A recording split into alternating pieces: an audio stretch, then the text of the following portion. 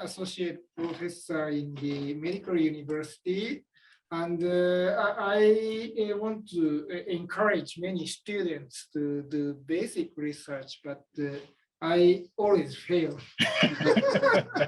And I think the current system of Japan, I think medical doctor is too busy. And I don't know, but did you succeed in encouraging many medical students to do basic research, and then how do you do that? You have to give them an example by doing it yourself already. And finally, people consider after a while that, okay, you are busy, etc., maybe a little bit full, but finally it pays off. So this is also why I did physics also, but I am now a professor of physics while being the head for a while of the neurosurgery department.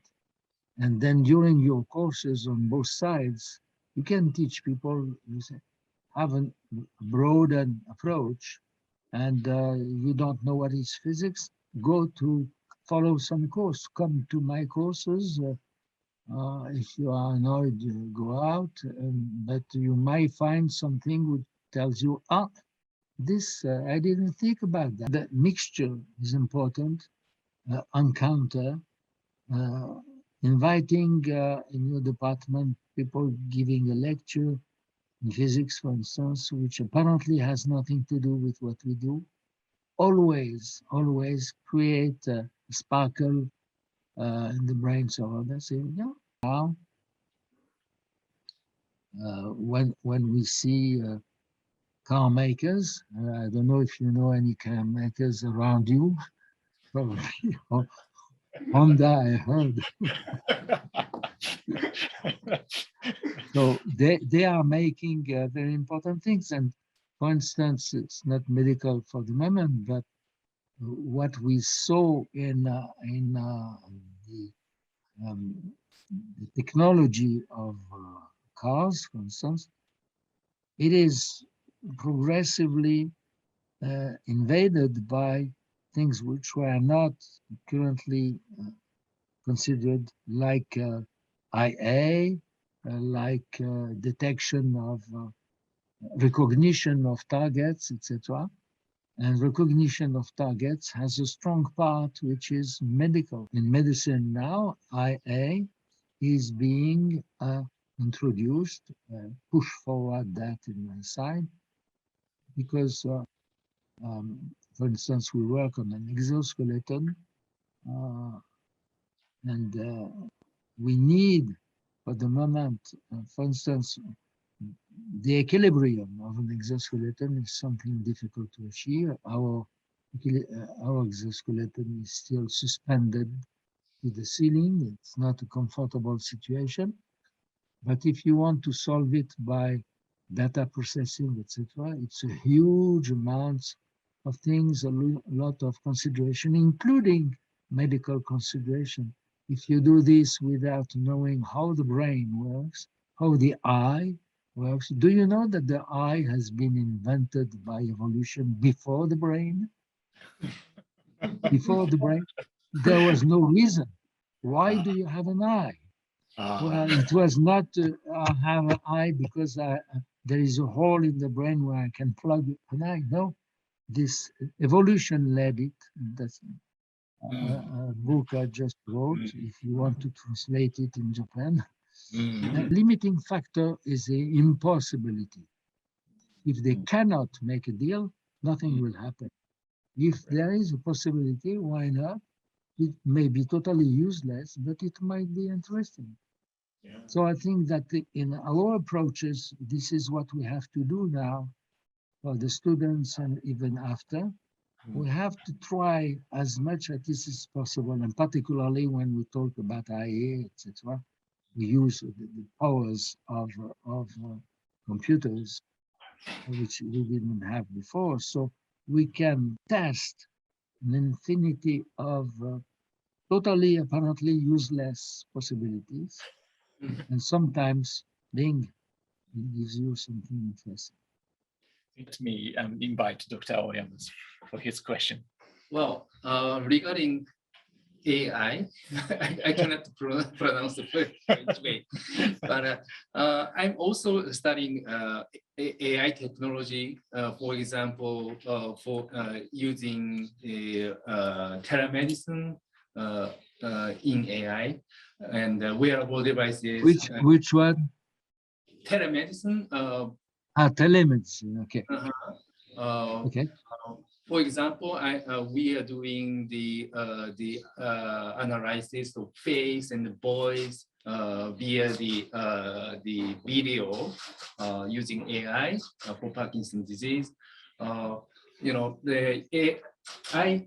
personally believe AI technology is a promising technology, but people afraid AI may replace the physician. Do you think it can occur? And if so, what we and young doctors and more younger students have to learn to prevent such a terrible future? Well, you mean hearing for what this development may bring to them? Is that what you said? What I say is such AI technology kick out we medical doctors out of the clinic.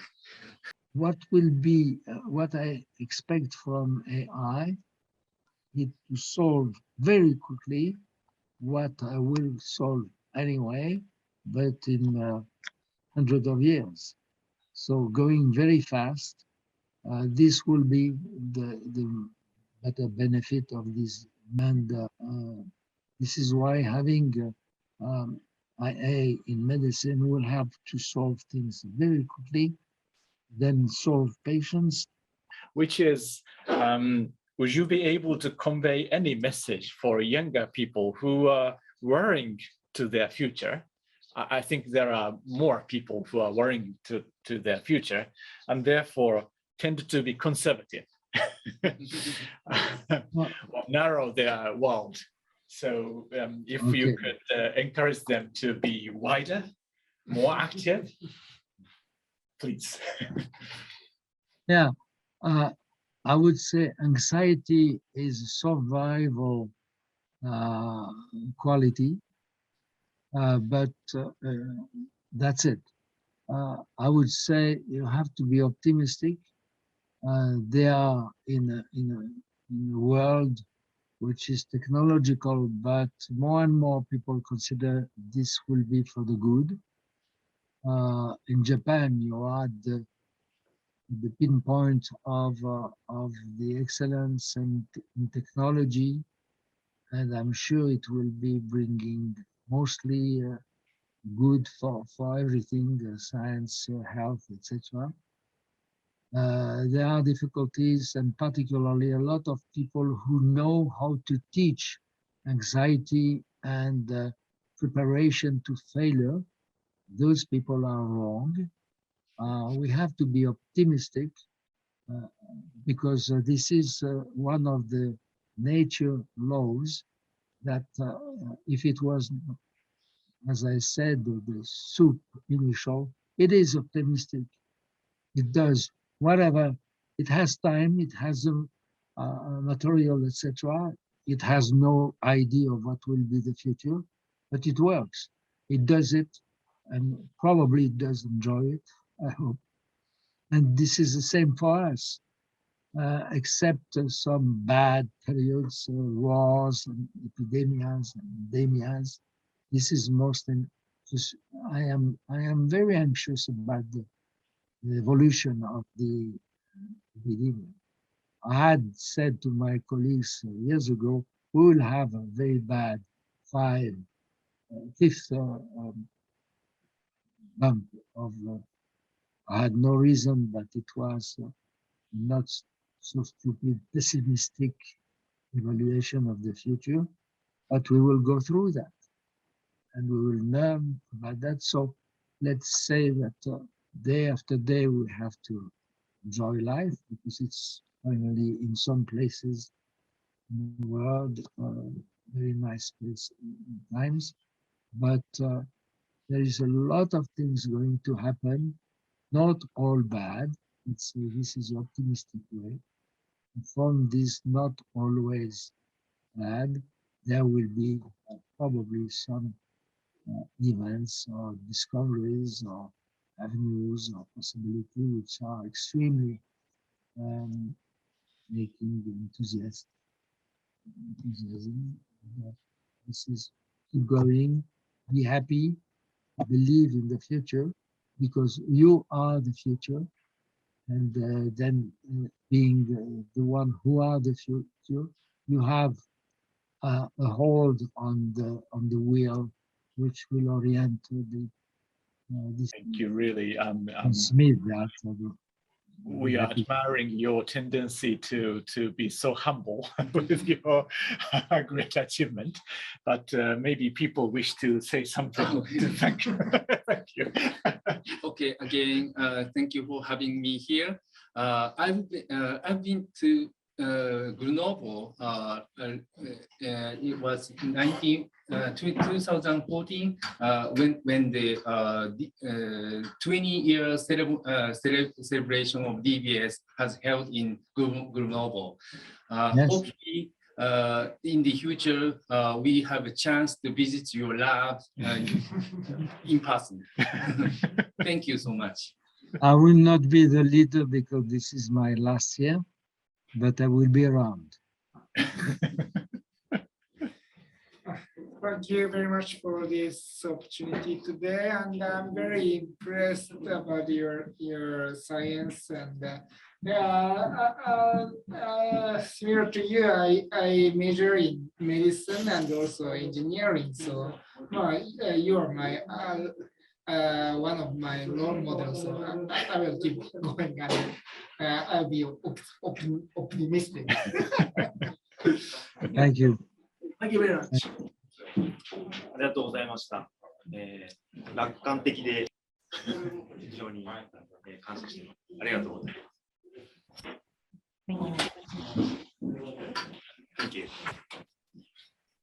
So we are really enjoyed your great answers with lots of optimism and also the spirit of challenge and also the serendipity that you mixed up both physics and medicine and implementation of your great ideas to the society. Thank you, really. Thank you. And hope to meet in the near future when there is no pandemic. I've been several times in Japan. It has been always fantastically interesting, enlightening, and that's too bad that this year we kept separated by this event, but I hope that this will not last forever.